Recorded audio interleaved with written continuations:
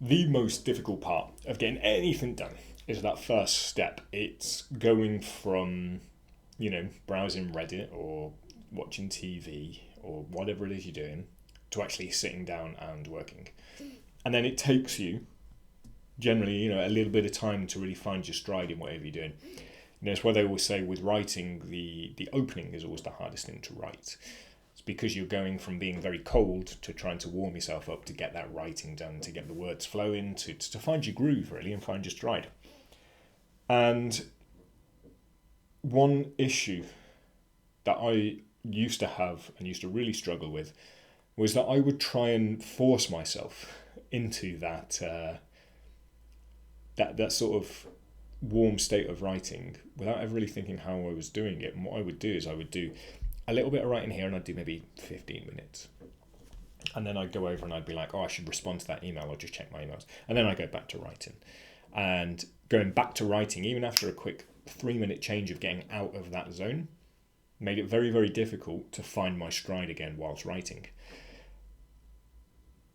This process that I'm going to recommend here keeps you in the zone, and you will find that you will get more done in less time for each individual task.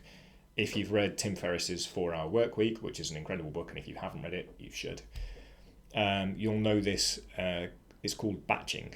Basically, you pick periods of time to focus on one task and one task only. So let's say for myself, the morning up until midday, 7 till 12, that's writing time. That's when I write. The reason is that it sometimes takes me, and if you've been watching these videos, you know that I have two other methods. I do the 33 and 10, so I have 33 minutes of work, a 10-minute break, and I have my bullet journal where I mark everything down. So I'll look over at my bullet journal and I'll say, right, I've got to write 500 words for this sales page, or I've got to write 6 of this email sequence that I'm writing today. And so what I'll do then is I'll start my 33-minute timer. Boom, 33 minutes, all I can do is that first sales page, 500 words, or try and get that done. For the first 15, 20 minutes, I'm useless. I'm typing a sentence, I'm going, no, I delete it, I go back. It's awful, I'm writing any old shit down.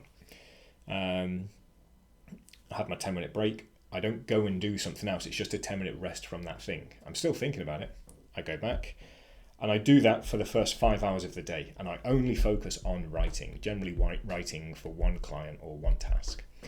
One sales page, one email sequence, whatever. By doing that, once I've hit my stride with it, I can just keep going and going and going and going. I don't ever have to reset the way that my brain is now thinking to accommodate a different task and then reset it again to go back to writing.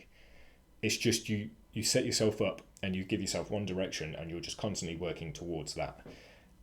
Doing things this way is so much more time efficient. I like to think of it as in going to the store, right? Let's say you go to your fridge and you go, right, I need milk, I need eggs, I need bread. Or, if you keep your bread in the fridge. You're not going to sit there and go, right, I'm going to do a little bit of writing, then I'm going to go to the store and get milk.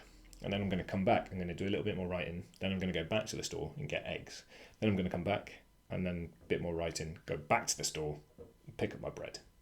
You wouldn't do that. It's just not time effective, time efficient. Each time, the drive or the walk to the store, you're doing that 3 times. Why not just batch all of those things together and do that sort of warm-up period that gets you to the store where you can get these things? Why not just do that once? Get you in that zone, get you working. It's the same concept. Now, generally speaking, the people that I know who do this tend to pick the more creative, more analytical type of tasks that require a little more brain power for the morning. And then they reduce the intensity of the tasks as the day goes on, because once you get to 4 p.m, if you've been working all day, your brain is mush. So generally what I do is the morning block, that's my writing time, up till lunch. I'll have some lunch and then I'll do these kind of videos because I find these a little easier. 2 till 3 or 2 till 4, depending on the day, is time when I get admin stuff done. So that could be filling out my tax forms, which are just on my table right here for my accountant just to fill some stuff out. It could be calling the water company.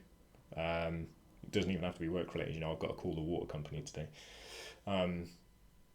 It could be, booking calls with clients. I have 2 days a week where I do client calls.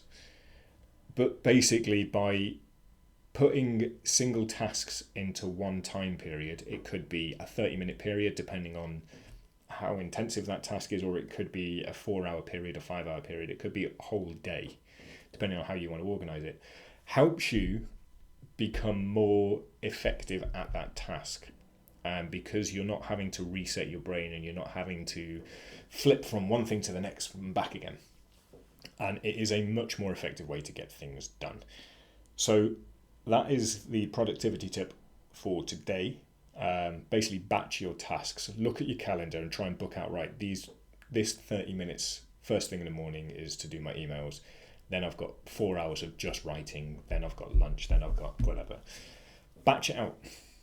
Try and limit what you do at any one point in the day to one task, and you'll find that task, once that initial sort of warm-up period is done, that first 15-20 minutes, you get so much more done. And it's much easier, it's much more pleasurable as well. But maybe that's just because I derive a great deal of pleasure from being productive. Who knows? Anyway, try it, batching. It's wonderful. Do it. Do it now.